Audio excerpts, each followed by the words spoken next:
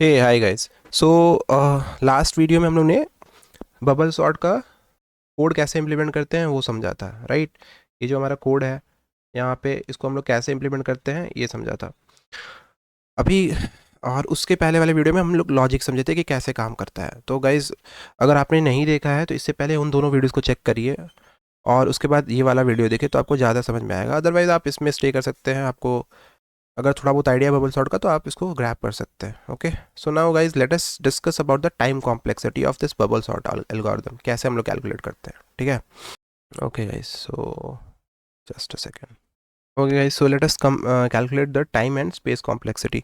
So suppose हम लोग को ये एग्जांपल लेते हैं कि हमको अगर एक एरे दे रखा है, and sorry guys, so let us से कि हमें एक जो एरे दिया है वो ये है। So this is my array which is 4 3 2 1. Okay, so this is our array 0 1 2 3, these are our indexes. Okay, तो ये हमारा रेफरेंस एरे है। अभी लेट अस सी कि हमारा ये एल्गोरिदम जो है ये कैसे काम कर रहा है। जनरली गाइस हमको पता ही है कि दो लूप यूज़ कर रहे हैं तो इसमें generally of the order of n square ही आता है टाइम कॉम्प्लेक्सिटी। और वो कैसे आ रहा है ये देखते हैं। तो ये हमारा बेसिकली हमने ये वर्स्ट केस का एग्जांपल लिया जिसमें एरे जो हमारा है रिवर्स शॉर्टेड है, ठीक है। आप देखिए 4 3 2 1 है, डिसेंडिंग ऑर्डर में, हमको असेंडिंग में करना है तो ये रिवर्स हो गया। So this is the worst case for bubble sort algorithm, ठीक है।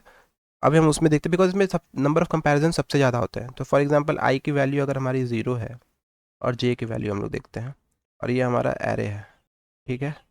तो आई की वैल्यू 0 है, हमारी जे की वैल्यू 0 है और हमारा जे हमको पता है एडजेसेंट एलिमेंट्स को हम लोग कंपेयर करते हैं, ठीक है। तो 4 3 को कंपेयर किया गया इसमें, और क्या 4 3 अनकरेक्ट पोजीशन पे है, 4 3 से बड़ा है, हाँ, तो इसमें स्वैपिंग होगी गाइस। तो ये जो एरे होगा वही होगा 3 4 2 1, ठीक है।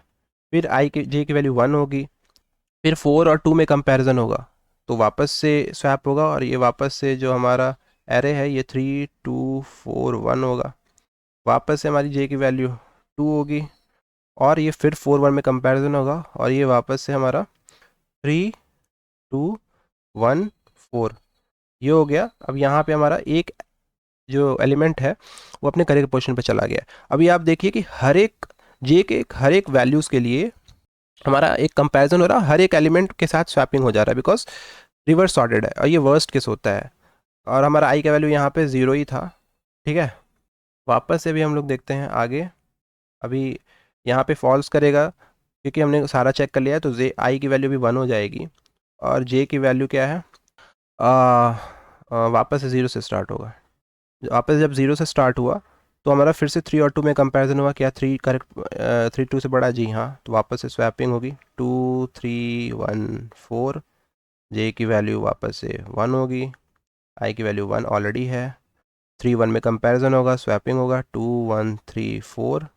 जे आई की वैल्यू 1 है, जे की वैल्यू 2 होगी, 2 1 3 4, 3 और 4 ऑलरेडी सॉर्टेड, सॉरी 2 नहीं जाएगा बिकॉज इस एल्गोरिथम में ये हम लोग ने थोड़ा ऑप्टिमाइजेशन किया हुआ है, ठीक है।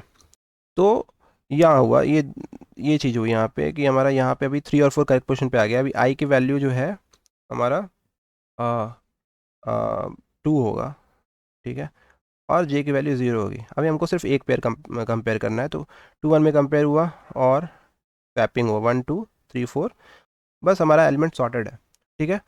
तो गाइज अगर हम यहाँ पे इस चीज़ को देखें, जब आई की फर्स्ट आइटरेशन है, फर्स्ट लूप में नंबर ऑफ कंपेरिजन कितने थे, 3, ठीक है। 3 बार हम लोग ने कंपेयर किया, स्वैपिंग किया, तो 3 ऑपरेशंस थे।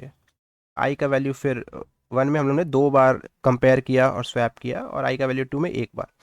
तो बेसिकली हम लोग देख रहे हैं कि एन की वैल्यू, जब हमारी एन की वैल्यू 4 थी तो हमारा जो number of computation comparisons basically है वो आ रहा है 3, ठीक है। फिर पहले पास में हम लोग 3 बार कंपेयर कर रहे हैं और स्वैप कर रहे हैं, दूसरे पास में हम लोग 2 बार कर रहे हैं और लास्ट पास में हम लोग 1 बार कर रहे हैं, ठीक है। तो टोटल कॉम्प्यूटेशन जो है और स्वैपिंग वो कितनी बार हो रही है, 3 2 5 और 6 बार, राइट।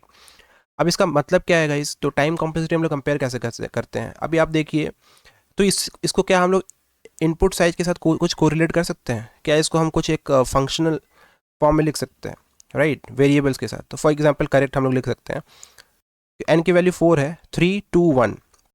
और बेसिकली हम लोग कंपैरिजंस ये क्यों कर रहे हैं? टाइम कॉम्प्लेक्सिटी निकालने के लिए हमको उस पार्ट को कैप्चर करना था जहाँ पे कुछ कॉम्पिटिशन्स हो रहे हैं कोड में, right, comparisons, swapping etcetera, insertions, whatever.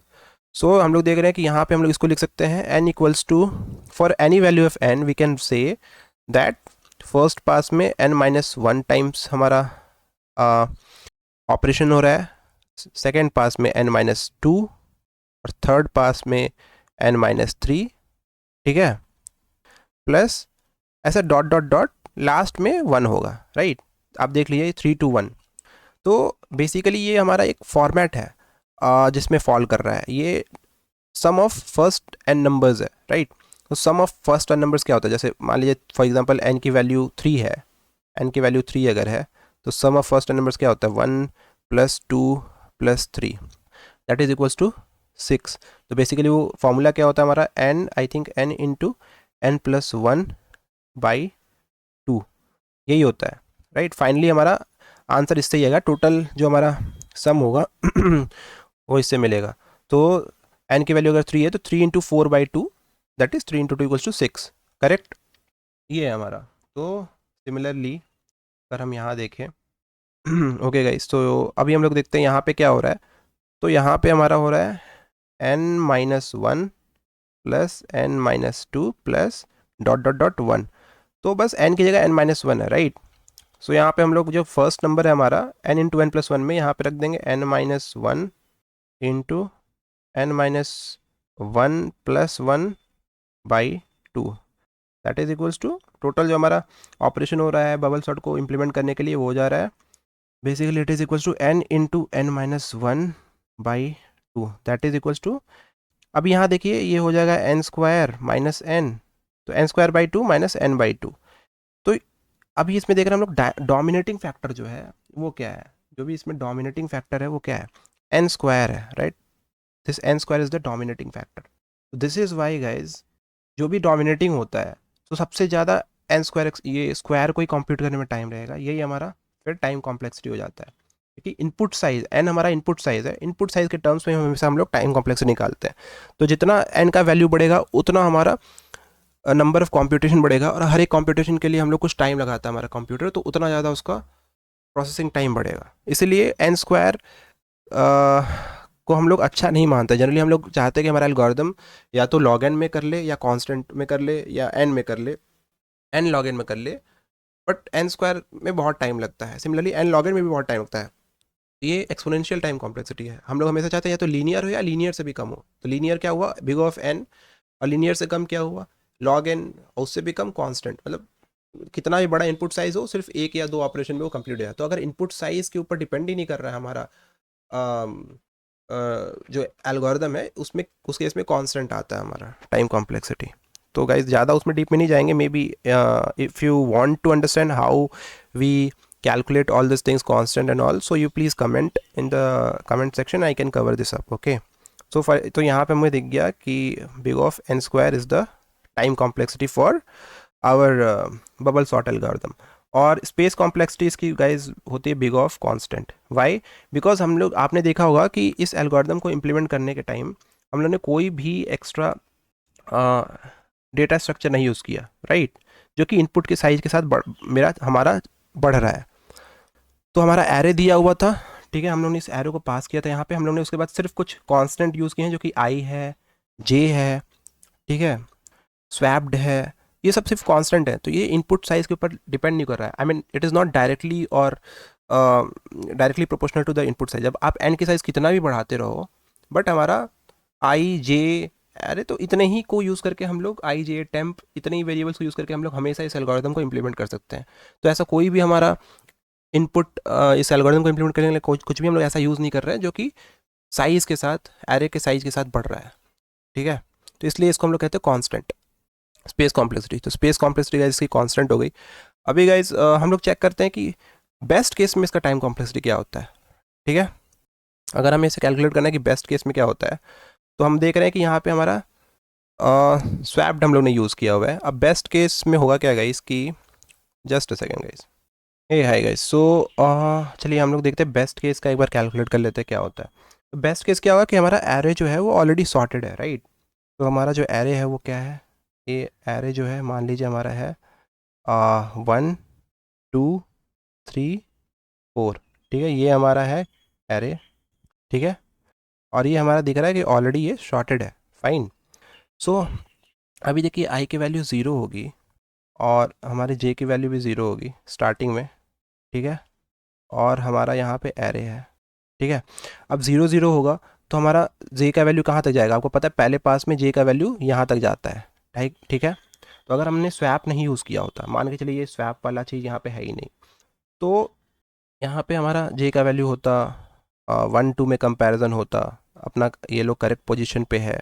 तो नॉर्मली क्या होता है, ये ऐसे जाता रहता, 0 का है, जे का वैल्यू 1 है, फिर ये 2 3 में कंपैरिजन होता, वो भी करेक्ट है, फाइन। और ये हो रहा है एक्चुअली ऐसा। आप अगर यहाँ पे देखिए, अगर स्वैप की वैल्यू आप कंसिडर भी करें तो आई की वैल्यू हो गई, स्वैप फॉल्स है, तो इनिशियलाइजर जे की वैल्यू 0 है, जे हमारा 2 तक जाएगा, 2 में हम लोग n-1, हाँ तो जे यहाँ तक जाएगा, 2, हाँ 2 तक जाएगा और 2 तक वैलिड है, n की n-1 मतलब 4 - 1 3। और जब n की वैल्यू अगर 2 तक जाती है यहाँ तक, तो वो 2 3 और 4 दोनों को कंपेयर कर लेगा, राइट। सो अभी एन जे की वैल्यू हमारी 2 है, ठीक है, मतलब 0 1 2 3 पे आ गया। अब 3 4 को कंपेयर करता है, ये भी करेक्ट पोजीशन पे है, 1 2 3 4। तो आप देखिए कि अब जे एक बार पूरा का पूरा ये हमने इसको स्कैन कर लिया एरे को, और हमको एक बार भी ऐसा कोई एलिमेंट, दो पेयर ऑफ एडजेसेंट एलिमेंट ऐसा नहीं लगा है, दिखा है जो कि जिसमें हम लोग को स्वैप कर रहे हैं। क्योंकि हमेशा हम इस if array of J is greater than array of J plus 1, मतलब क्या प्रेजेंट एलिमेंट नेक्स्ट एलिमेंट से बड़ा है, इसको जब हम लोग चेक करते हैं तो हम लोग देख रहे हैं कि ये किसी के लिए भी ट्रू नहीं हो रहा है। तो हम कभी भी इस लूप में घुस ही नहीं रहे, स्वैप नहीं कर रहे हैं। तो जब ये कब होगा, जब हमारा एरे जब ऑलरेडी अगर सॉर्टेड है, तो कोई भी दो एलिमेंट उठाइए वो हमेशा अपने करेक्ट पोजीशन पे होंगे। तो कोई भी आप दो एडजेसेंट एलिमेंट उठाइए, अगर हमारा एरे सॉर्टेड है तो हमेशा वो अपने करेक्ट पोजीशन पे निकलेंगे, 1 2 करेक्ट, 2 3 करेक्ट, 3 4 करेक्ट, राइट। सो इस केस में हम इसलिए हम इसको ट्रैक कर रहे हैं कि अगर ऐसा होता है, हम लोग पहली बार स्कैन कर रहे हैं जे की वैल्यू आई का फर्स्ट लूप में, अगर जे से हम लोग एरे स्कैन कर रहे हैं और एक बार भी हमको ऐसा वैल्यू, दो पेयर ऑफ एलिमेंट ऐसा नहीं मिला जो कि अपने इनकरेक्ट पोजीशन पे है, तो हम लोग उसको स्वैप नहीं करने वाले हैं, ठीक है। और स्वैप नहीं करेंगे तो हमारा स्वैप फॉल्स होगा, जिसका मतलब हमको समझ आएगा कि कोई भी एलिमेंट ऐसा नहीं जो अपने जो इनकरेक्ट पोजीशन पे है। इसका मतलब हमको आगे नेक्स्ट आई को 1 में जाने की जरूरत है ही नहीं, राइट, बिकॉज ऑलरेडी हमारा एरे सॉर्टेड है। तो आगे अगर हम कंप्यूट करेंगे तो हमारा वो एल्गोरिदम काम तो वैसे ही करेगा, बट इनएफिशिएंट है, right. This is not an efficient algorithm because हम लोग अननेसेसरली कंप्यूटेशंस बढ़ा रहे हैं। So that's why not to avoid that, check over here. So at the end हम लोग क्या चेक कर रहे हैं कि हमारा, अभी देखिए इस कोड में if not swapped, if not swap मतलब कि अगर स्वैप हुआ नहीं है, स्वैप की वैल्यू अगर फॉल्स है तो नॉट स्वैप ट्रू होगा। और फॉल्स कब होगा, अगर हमारा एक भी सारा का सारा एलिमेंट सॉर्टेड है, करेक्ट पोजिशन में है। तो अगर ऐसा होता है, स्वैप की वैल्यू फॉल्स है तो नॉट अ फॉल्स ट्रू होगा। और अगर ऐसा होता है तो हम ब्रेक कर जाएंगे, मतलब नेक्स्ट आई में जा ही नहीं रहे, हम लोग सीधा बाहर आ जा रहे हैं, ठीक है। तो यही है बेस्ट केस। तो बेस्ट केस में क्या हो रहा है इसके, सिर्फ हम लोग एक बार स्कैन कर रहे हैं एरे को, और एक बार अगर हम लोग एरे को स्कैन कर रहे हैं तो उसमें एक बार स्कैनिंग में हम लोग कितने नंबर्स को देखेंगे, n-1, राइट। आप देख लीजिए 4 है तो 1 2 3। तो दैट्स वाई यहाँ पे हमारा बेस्ट केस जो टाइम कॉम्प्लेक्सिटी होता है बबल सॉर्ट का, वो बिग ऑफ n होता है। वर्स्ट केस हमने देखा था कि बिग ऑफ n², और स्पेस कॉम्प्लेक्सिटी किसी भी केस में हमारी बिग ऑफ कांस्टेंट होती है। तो this is it guys, everything about bubble sort algorithm we have covered. So please comment, and if you feel there is any suggestion that is required to be given, you can give it in the comment box, and I will provide the link to the notes in the description section. और मिलते हैं फिर किसी और video में, will be covering the merge sort, insertion sort, all those algorithms. So until then, bye bye guys. इस video में discuss किए गए सारे कंसेप्ट्स के नोट्स एंड कोड्स के लिंक हमने वीडियो के डिस्क्रिप्शन बॉक्स में डाल दिया है, आप उन्हें एक्सेस कर सकते हैं। अगर वीडियो आपको पसंद आया then like, share and subscribe my channel. Press the bell icon so that you never miss any updates. Until then, stay healthy and stay happy. Bye bye.